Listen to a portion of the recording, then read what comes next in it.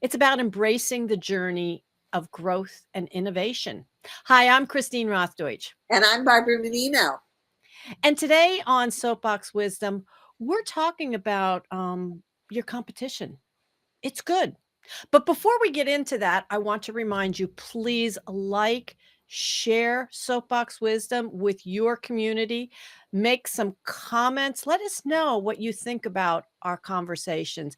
And let us know if there's something else that you'd like us, to cover in one of our episodes. So let's get down to it, Barbara. So, yes, today we're talking about competition. And again, this came up in one of our conversations. But this is something I remember when I decided to start my own business, and back then it was different than what it is now. I've morphed into who I am now. And at that time, I only would network locally. I didn't really do a whole lot online. Okay, so it was a long time ago.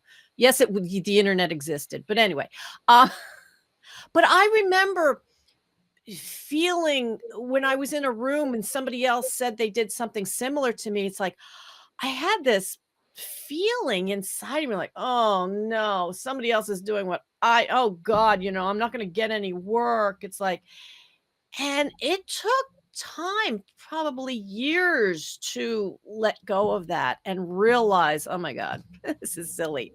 There's there's enough work to go around, but I think many of us go there at times. And I don't want to monopolize this conversation. So Barbara, please, Well, what you said, two things resonated when you clutched your chest, and I thought, yes, that feeling in your chest or in the pit of your stomach when you're afraid of competition. And the whole thing is based on insecurity. That whole idea of, will I ever be good enough? And then it oftentimes does take years. You realize just what you said, that there is enough business to go around. And so you can be in competition. It doesn't have to be scary. It can be a positive force. It can motivate you to do better. It can incent you to always be on your toes and refining your products and services to meet your customers' needs. And you can learn. So instead of comparing yourself to other people or your competitors and feeling inferior, you learn from them. You take some of the good stuff that they're doing, and this is key, you add your unique difference to it and make it your own, because that too is the beauty. Our individual uniqueness takes it away from head-to-head competition. It's yeah, and just improvement. when you think about it, it's pretty silly to think that when you decide to do your own thing, or maybe it's not even your business, but you're an employee of, I don't know, maybe a big insurance agency or a bank or something. It's pretty silly to think that you're the only person out there doing that. And to say that, well, I'm the one, when people need this, they're gonna come to me. Yeah, pretty silly thinking when you think about uh a lot of the brick and mortar businesses in your own neighborhood. I'm thinking right down the street from me, there's 3 auto repair shops, right in a row. The amount of gas stations that are on one street, all the different businesses out there. If they felt that way, then they wouldn't be opening the door. But yeah, it's pretty silly to think that you're gonna, but I think what maybe leads up to that is some of the organizations out there, the networking organizations where, oh, you can be a member, but you're the only one that holds that seat. I'm not saying anything is wrong with these things, but that then leads you to that mindset of, well, if somebody needs this, the business is going to come to me. Um, what do you think that's part of where it comes from, that thought? Um, That's a really interesting point. That you are right. A lot of the organizations out there, one person, one skill set, um, and I belong to one such organization. And I, I'm thinking about what you're saying. I mean, in many ways, it seems like a protection. So within this group of people in one room, in a room that gets together every week, that person is somewhat safeguarded. That they're the only one delivering that service. There's a little ambiguity to that. It's like lawyers in a group. One is in there for personal injury, one is in there for real estate, one is in there for malpractice. But each of them, the personal injury attorney may also do real estate. The estates and tax attorney may also do real estate. So it's a little ambiguous. It's just that when you're in the room, you can only talk about that. But you raise an interesting point. It makes you overly sensitized to competition, mm, right? And then you could have it flip over into the negative side of competition, that fear and insecurity uh, that comes up again. yeah, yeah. And when I started out on my business, I was doing a lot of research, and there just seemed to be so many people out there doing branding and marketing. And I always tell the story of so many of them had their MBAs. I joke from Harvard, but whatever. Me with my Bachelor of Arts in English, which was a great degree, but was I good enough? And it took me a while to get past that, realized I had a quality about me that would attract people to me and had nothing to do with who had MBA behind their name. You have to have confidence. Confidence is right up there with competition that's what should balance it and make it okay. Yeah, and that we look at that, what is it that we bring to the table? It's that education, it's that life experience, it's our personality. Personality, I think, plays a huge role in when somebody decides to take you up on your services or not, far more than expertise. Of course, then there's price shoppers, and that you can't even battle that aspect if there's somebody out there just looking for the best price.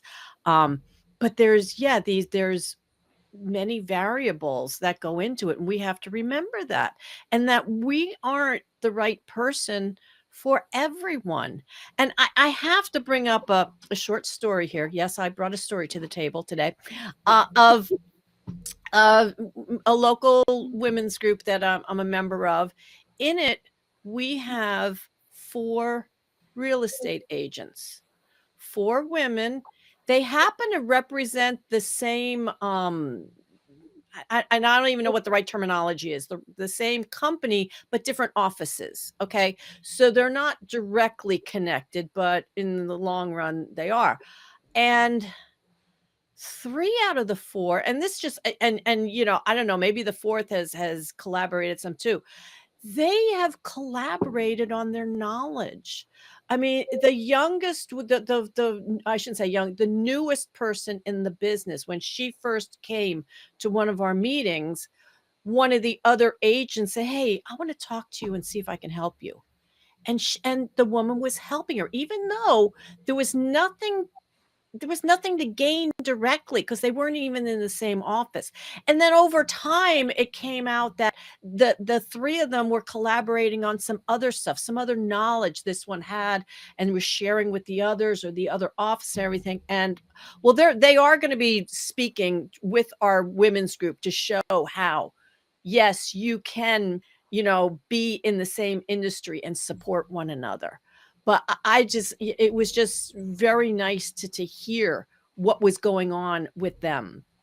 And they're working great together, when it's appropriate, I just supporting think one another.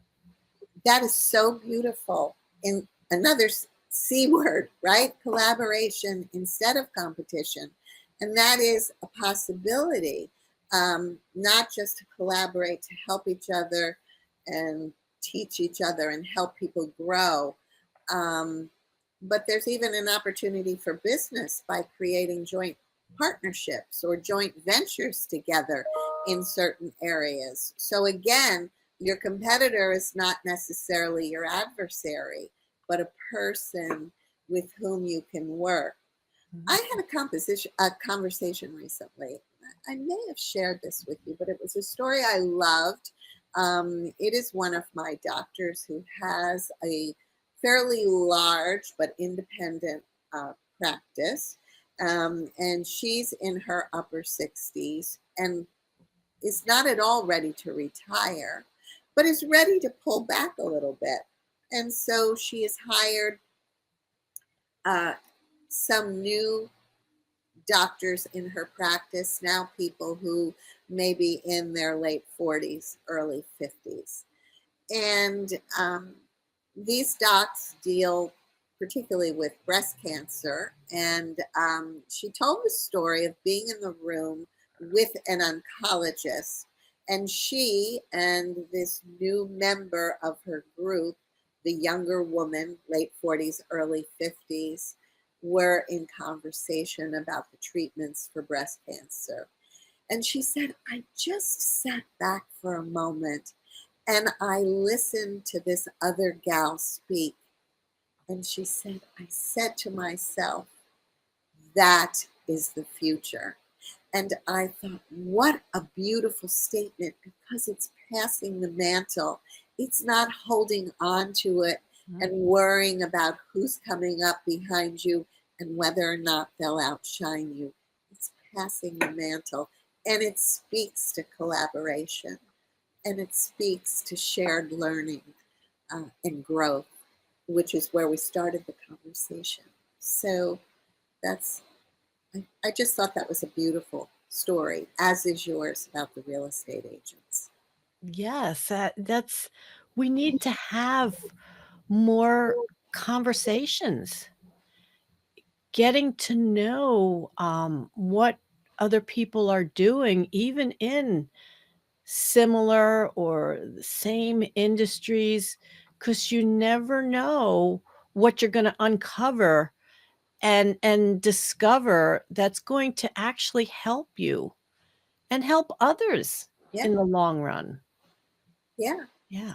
And Yeah. one thing to remember also is if you are looking to your competitors to learn from them, don't end up being a copycat. You Mm. don't want to be chapter and verse like them. You Mhm. want to bring your own distinctive mark, imprint, something to the table because you have that. It's a way that you do business. It's the why of why you are in business. That's what makes you different. That's what sets you apart. Yeah. Yeah, and remember, in the end, all business, comes down to there's a customer on the end, right? It's like, yeah, here we are talking about, business owners and people who are trying to make sales and everything, but the customer is on the end. Remember, when you have that customer centric maybe approach, thinking about what can you do to benefit the customer in the long run? And maybe Mhm. sometimes it's referring to someone else. If you can't fully provide what they need, it's okay. It's okay to say, "This isn't quite a right fit." And I think, Barbara, because we are service-based, entrepreneurs, we might see more of that, in our world of when we speak to someone who's looking for our assistance of saying, "You know, I don't think I'm the right person for this, but here's somebody else that I think would be a good fit for you." And again, there's many reasons why a customer might not fit, and we won't even, go there, but just understanding, that having that kind of attitude is going to help in the long run. And yeah, it's really all about the customer in the end and how you can be of best service. Um, and it's, opening okay, I'm gonna go there. I say Oh, opening your heart, instead of building up that wall of I gotta get the next sale. yeah, and that's coming from a point which you just said, I got to get the next sale. That is coming from a point of desperation, Mm, which actually, at the end of the day, can undercut you getting the sale, can undercut you being able to speak about yourself in such a way that you'll attract people. But if you go in committed to what you do, confident in what you do, communicating what you do, there are a lot of C words in this discussion, but if you go in that way, you will attract people like a magnet, I always say. And you can, this is when competition can get bad, when you exhaust yourself, kind of, one of those gerbils in the cage, trying to outdo the competition. That leads to all this shiny object syndrome, which takes us off on bunny trails and doing things and spending on things which are a waste of time. But you're mhm, customer first. You're absolutely right. Comfortable with competition mhm. and committed to what you offer, and knowing that you can provide the best service to your ideal customer. In all honesty, it doesn't get any better than that. It enables you to go out and enjoy your day. So embrace competition, don't fear it, and go out and do terrific business. And be sure that you tune in again for another episode of Soapbox Wisdom. And when you watch, give us a like, give us a share, join the conversation.